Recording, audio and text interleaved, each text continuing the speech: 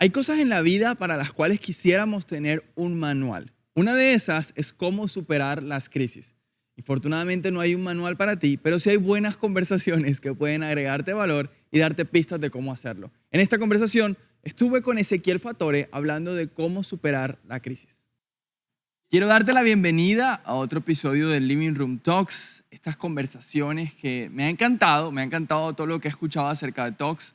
Si tú estás aquí es porque tú quieres crecer, porque quieres conectar con la espiritualidad y con Dios de una manera diferente, y todas estas conversaciones que tenemos terminan en eso, en que tú puedas relacionarte con Dios sin rarezas, sin nada extraño, sino una conversación, una relación genuina con Él. Y aquí vas a escuchar temas muy relevantes para eso. El tema de hoy es supremamente interesante, además por el invitado. Hoy tengo un invitado de lujo, campeón del mundo, reciente campeón del mundo. Muy bien, muchas gracias. Eso hay que decirlo, claro. hay que decir. Mejor que lo digamos nosotros antes de que lo diga él. Es que lo iba a decir de todas maneras. Él lo iba a decir, Okay. él lo iba a decir. Así que a toda nuestra comunidad online de LBR Talks, quiero dar la bienvenida a Ezequiel Fatore con nosotros. ¿Debe sonar el efecto ahora? Sí. Muchachos. Vale, eso. Hey, Hola, feliz de estar acá, contento de estar acá, contento de acompañarte en esto. Me fascina. Las conversaciones son de las cosas más lindas que existen y me encanta cuando las conversaciones son conversaciones que generan conversaciones, que generan conversaciones, que generan conversaciones. Sí. Así que bueno, feliz de estar acá y feliz de que hayas mencionado que soy campeón del mundo. Te faltó mencionar que estuve presencialmente en la final del mundo. No. Que estuve en el estadio. Así que bueno, nada. Siento que después de decir eso no puedo entrar en el tema, o sea, como que necesitamos escuchar que Ezequiel nos cuente algo de cómo fue esa experiencia. Bueno, te cuento que fue un regalo de mi esposa, sorpresa. Estábamos acercándonos hacia la final y dice, te tengo una sorpresa, te vas a ver la final del mundo. Había un concurso de las mejores esposas del mundo. Y ella lo ganó ampliamente. Y yo de regreso, en el aeropuerto de Qatar, le compré unos chocolates para...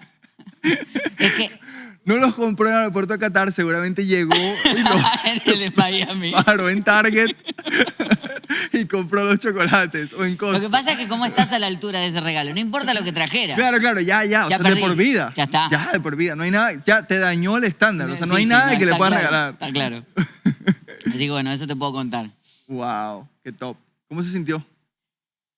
Nunca había vivido ese cúmulo de emociones, todo estrujado en solamente 2 horas.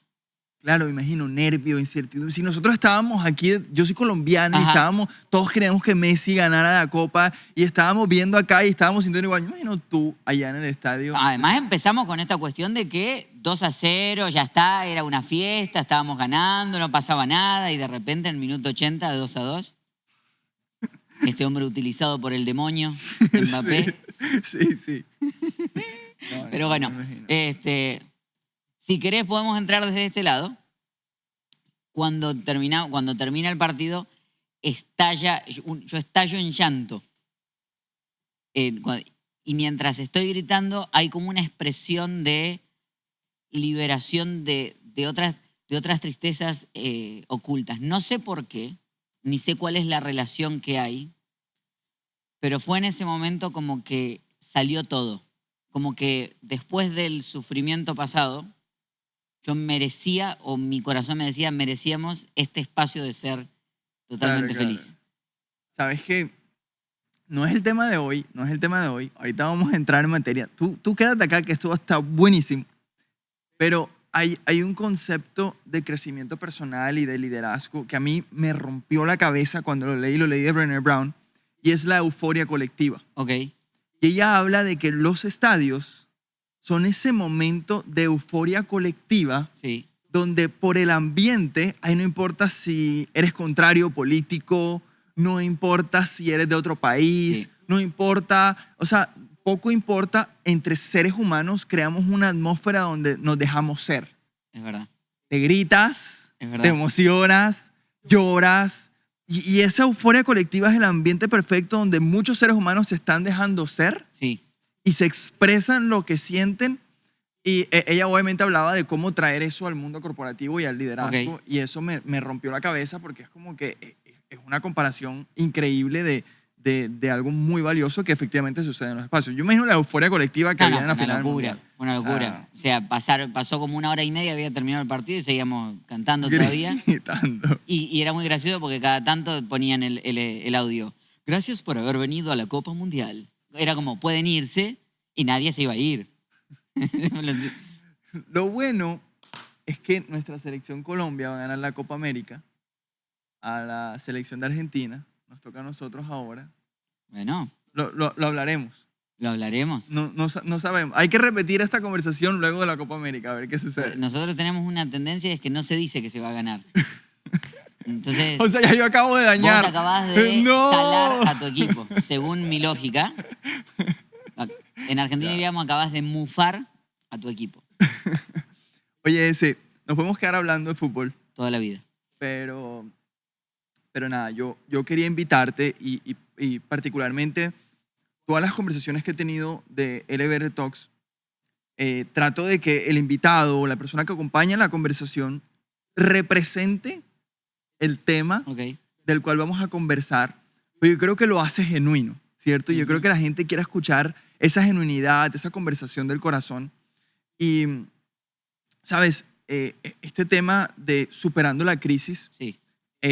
para mí en mi vida ha sido muy importante. Yo te contaba ahorita que cuando la primera vez que conversamos y que te conocí a ti y a Marce, yo estaba en un momento muy difícil de mi vida. Estaba superando una crisis, de una ruptura, de una relación.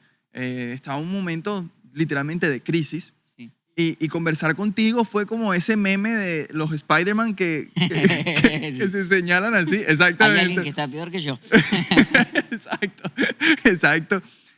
Pero sentí mucha empatía por cómo tú y tu esposa Marcela Ujú. abordaban el tema de superar las crisis. Sí.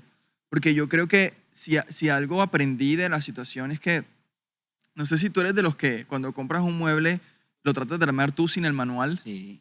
¿Tú eres de los que no usa el manual? Al principio, pero ya más de una vez terminé con la escalera del lado incorrecto.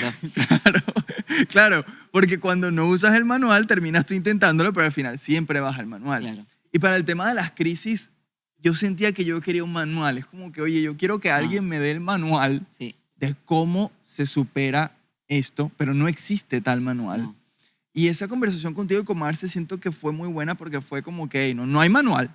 No. Cada quien lo vive de una manera diferente, pero hay unos patrones y unas cosas a hacer, tanto desde el punto de vista humano como desde el punto de vista de Dios, Claro. para superar la crisis. Y por eso quise invitarte a conversar ese tema. Muchas gracias, muchas gracias. Y siento que es un tema que,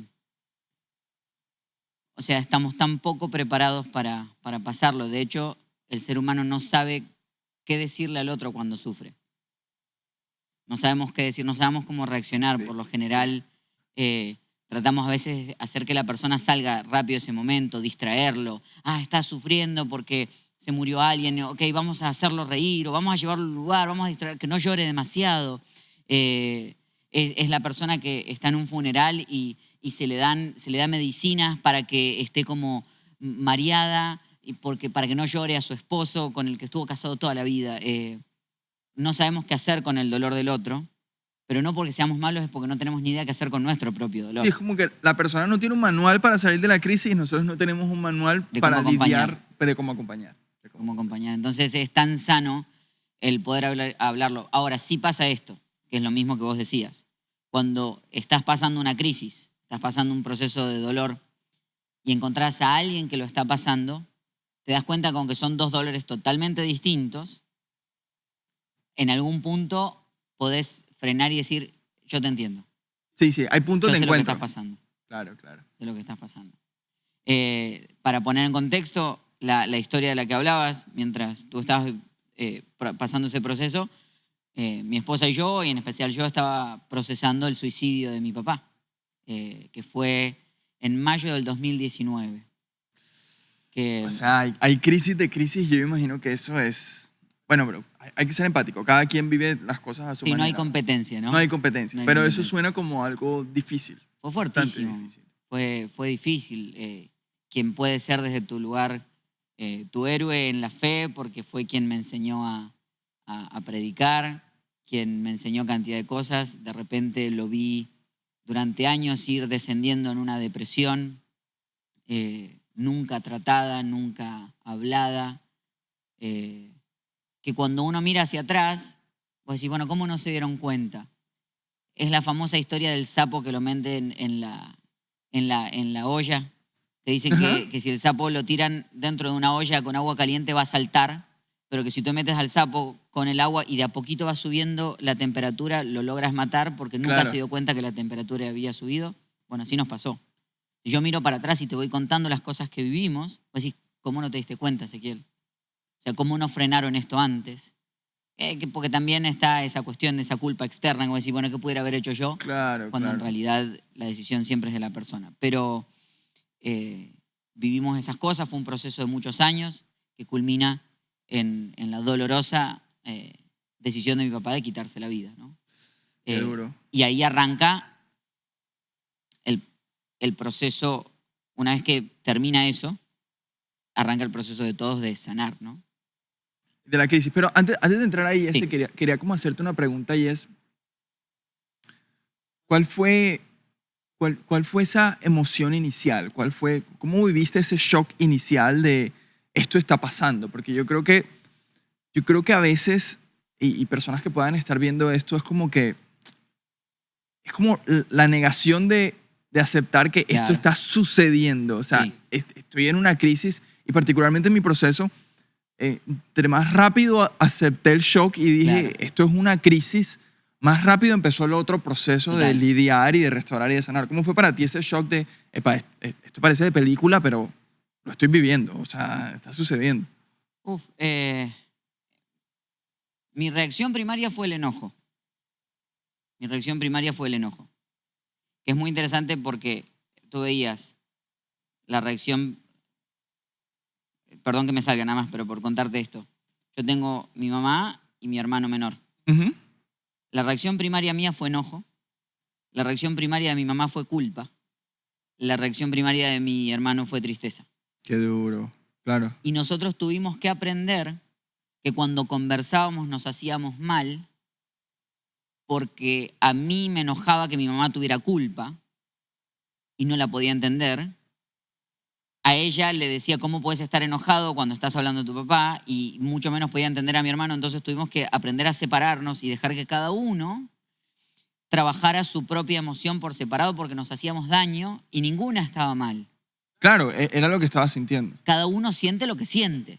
Y lo que no puede uno es tratar de manejar la emoción del otro, de cómo el otro lo va a enfrentar. Y creo que en el tiempo llegar a esto, aprender de que este tipo de crisis son como un vaso que se rompe y que tira vidrio para todos lados, de la misma manera pasó acá. Algunos reaccionamos con enojo, otros con tristeza, otros con culpa, y hay que irlo tomando. Eso es un paréntesis. Lo otro, lo que decís, es clave.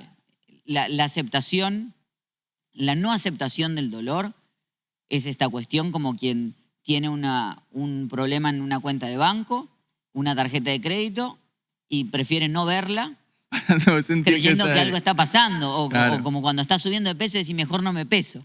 Es Claro, como claro. creyendo que el ignorarlo va a ser algo. Por eso es tan mentira cuando te dicen el tiempo cura las heridas. No es verdad. Yo conozco gente que lleva 40 años con la misma herida. Sí, sí. Es- Y están heridos y les hacen daño a otras personas porque nunca han sanado lo que deben sanar. Porque no es el tiempo lo que cura las heridas, es lo que hagas con el tiempo que va a determinar qué va a pasar con tus heridas. 100%. Y la primera fase es la aceptación.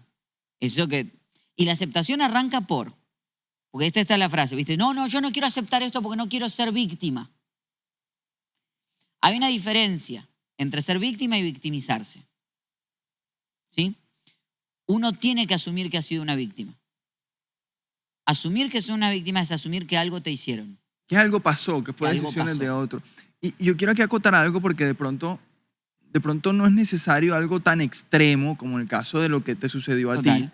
para que una persona se sienta identificada, o en mi caso fue un divorcio y de Sí. pronto tampoco es tan extremo, pero muchas veces, no sé, quizás sí es una relación que terminó Correcto. o un fracaso financiero o un socio de negocios que te robó, no te dejó avanzar, o tu jefe tomó la decisión de que ya no estuvieras más en la compañía y quizás tú estás experimentando tu propia crisis. De Sí. pronto no es tan extrema como nuestros casos, pero de todas maneras el primer paso es, oye, aquí algo pasó. Claro. Alguien tomó una decisión, Total. ya sea mía o ya sea otra persona tomó una decisión que me afectó. Y que arranca por esa frase, decir, bueno, algo, no está mal admitir que algo te hicieron. Ujú. No es decir, no, yo no quiero caer en ser víctima. No, frenemos por un segundo. Algo pasó, algo te hicieron. Y hay veces que, mira, me pasó una vez yendo a un campo de concentración en Alemania. Fue uno de los campos de concentración en Berlín, uno de los campos de concentración madres. Y fuimos haciendo todos los puntos, el tour. Cada sector por los nazis, fue nombrado con una letra, siendo la puerta de entrada la A y el sector de los hornos la Z, porque se decía que tú entrabas por la A y saldrías por la Z. Ok. Entonces hicimos todo el camino. Son de esos lugares que, si te has dado cuenta, si has estado alguna vez en esos espacios como donde se cayó en las Torres Gemelas, al día de hoy hay silencio. Sí, se siente algo extraño. Es una emoción pesada.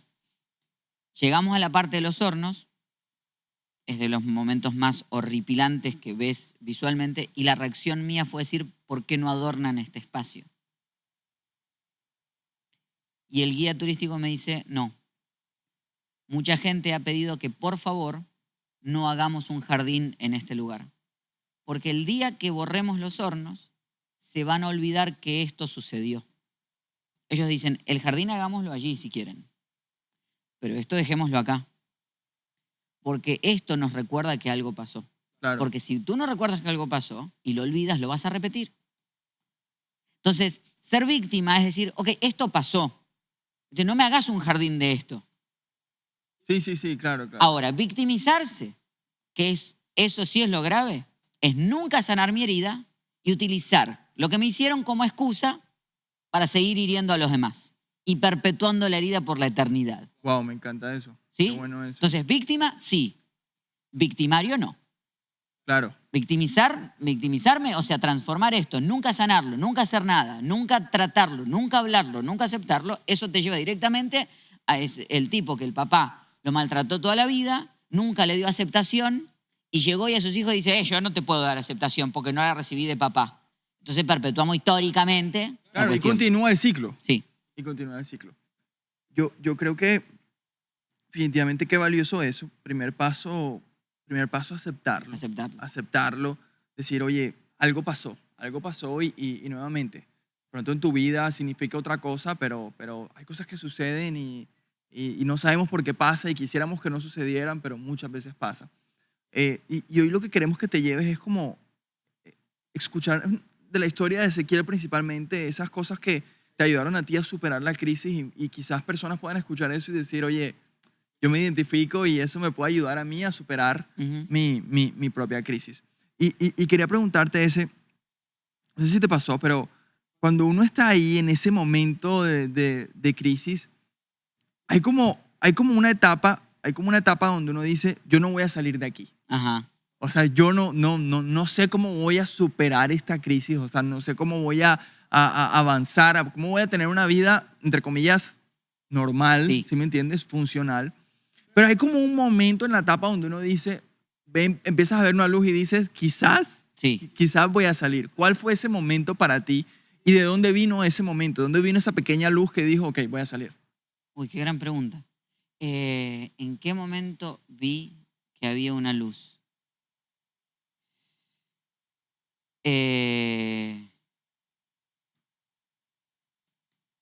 Siento que,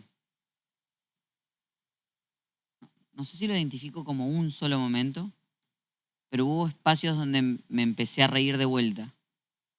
Que algunos no fueron, te voy a contar algo, algunos no fueron tan lejanos a la muerte de mi papá. Que es muy loco esto, pero el suicidio de mi papá, vamos a decir que fue un domingo a la Ujú. noche. Lunes o martes me vinieron a visitar unos amigos. Y en el proceso de hablar con ellos, de repente nos empezamos a reír de otras historias. Te olvidaste por un momento de la situación. ¿Qué sé yo qué pasó? O sea, que uno a veces también tiene que entender esto, que el corazón tiene capacidad de manejar dos cosas a la vez. Wow. Tú puedes estar triste y feliz a la vez. Tú puedes estar pasando una crisis y a la vez estar lleno de esperanza. Y una cosa no quita la otra. Y es más, fui con un amigo que es pastor, que fue como la voz de certeridad en ese momento que yo estaba mareadísimo.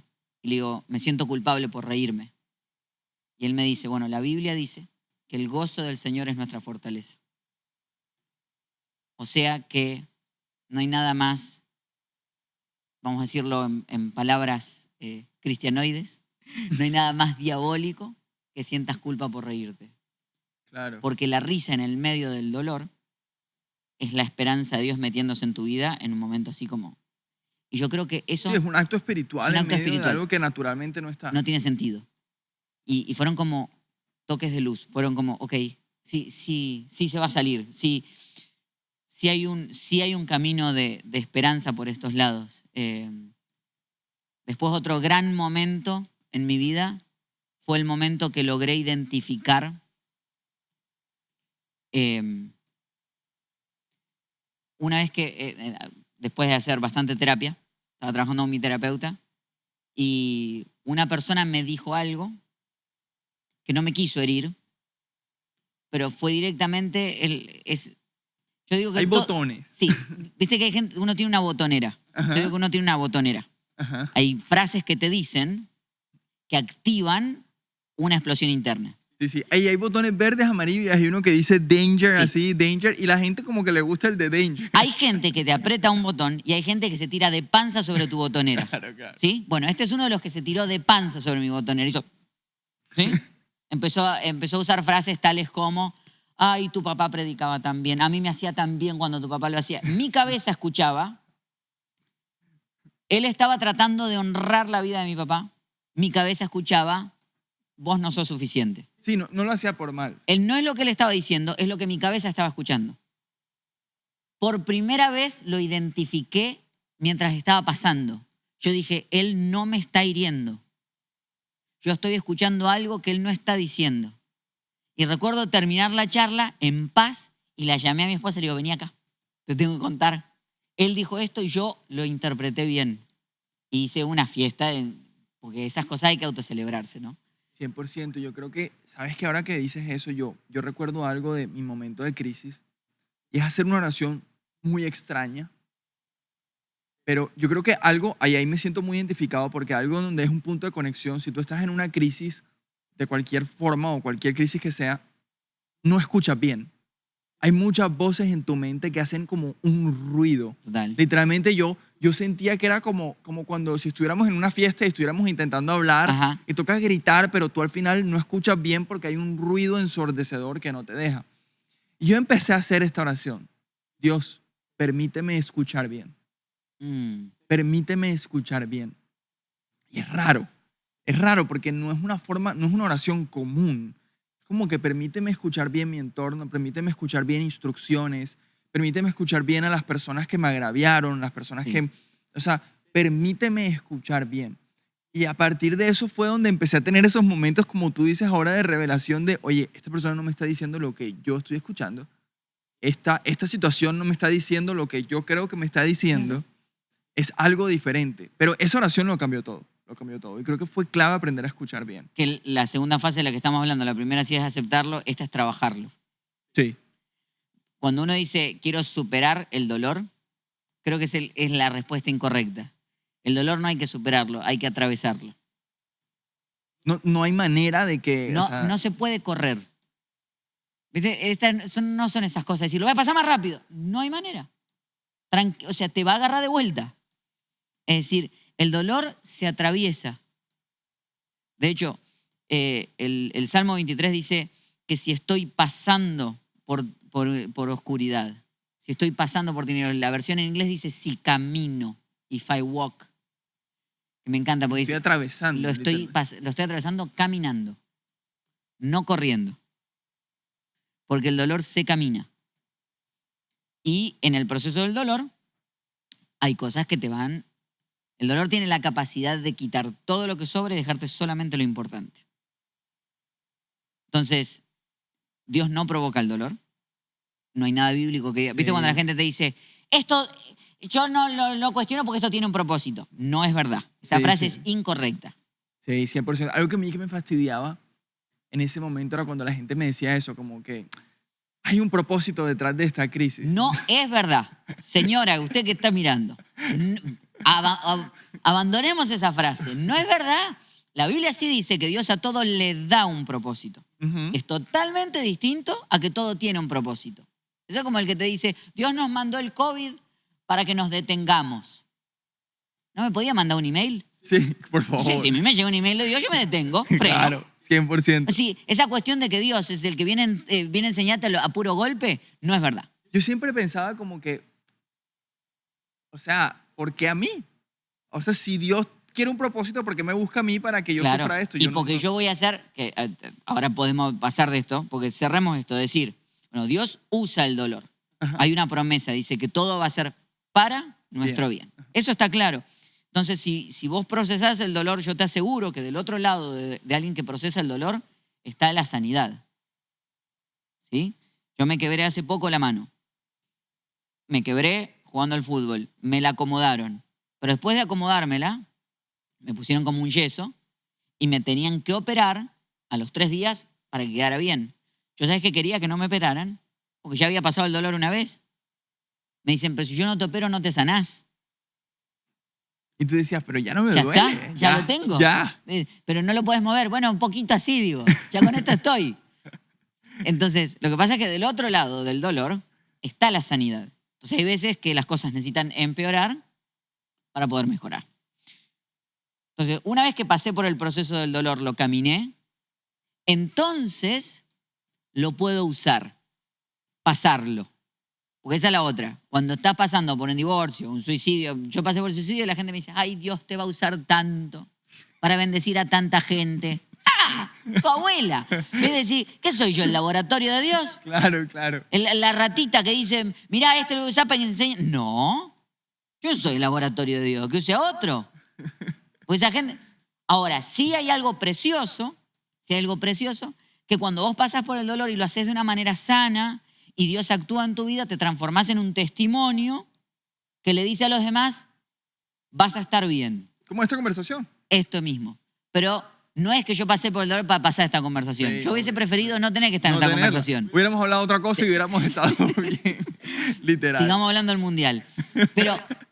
Pero ya pasó. Ahora el proceso de haberlo sanado hace que sí, ahora se lo puedo pasar a otro. Yo pagué el alto precio del dolor porque el mundo es así. Porque estamos en un mundo roto. Sí, porque pasa. ¿Por qué pasa? Y ahora se lo puedo pasar a otro. Bueno, me ha encantado todo lo que hemos dicho. Yo creo que nuevamente es aceptar, es Trabajar, trabajarlo y es pasarlo. pasarlo. Yo sé que es difícil porque nuevamente, y seguramente las personas vieron el título de la conversación, Superando la Crisis, y yo me voy a entrar ahí para que me digan el step by step, ABC, de lo que yo debo hacer, porque todos queremos el manual nuevamente, pero no existe No un existe. manual, no existe. Pero si le pudieras dar 3 cosas a una persona que hoy está experimentando una crisis, nuevamente, ya sea financiera, de relaciones, de algo fuerte, la muerte de un familiar y que se siente en crisis, ¿qué le dirías? Ok. Fuera de estas 3 que ya nombramos. Sí, Es decir, comenzar por el proceso de aceptarlo, trabajarlo. Y en el trabajarlo diría, busca ayuda profesional. ¿Sí? Hay cosas que necesitamos. El que camina con los sabios, sabio se vuelve. sí, ¿Sí? Tenemos que abandonar esta cuestión de que la terapia para los locos. O tenemos que admitir que estamos todos un poco locos. sí, Pero- sí, 100%. Pero necesitamos abrazar esa cuestión. Ahora, si puedo pasar algo y contar algo, hay una historia fascinante de un hombre que está en medio de una guerra y está saliendo hacia la guerra la están perdiendo y este hombre viene liderando toda esta armada. Dice que un viejito sabio viene y le entrega un papelito en la mano y dice, cuando estés en tu peor momento, necesito que lo abras. Y cuenta este hombre que está pasando su peor momento en la guerra, dice que abre el papel y el papel decía, esto también pasará. Ahora dice que la guerra la terminan ganando y vuelve triunfante en el medio de un desfile, y mientras está en medio del desfile, este hombre sabio vuelve y le trae un papel a este hombre y le dice, ahora necesito que lo abras de vuelta. Y el papel decía, esto también pasará. Esto también pasará. Yo te regalaría eso. Que lo que sea que estés viviendo va a pasar. Va a pasar. Ahora, ¿qué tanto tú aproveches esta temporada?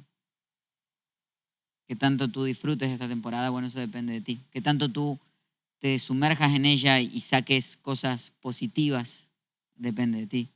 Y en el medio, entonces lo primero es trabajarlo. Lo segundo, le diría que sepa que esto va a pasar. Y lo tercero, que sepa que tiene un Dios que no tiene baja autoestima. Porque a veces que cuando estamos en esto no nos queremos quejar. Y yo cuando pasé lo de mi papá, las quejadas que le pegué a Dios. Claro. Las gritadas que le pegué.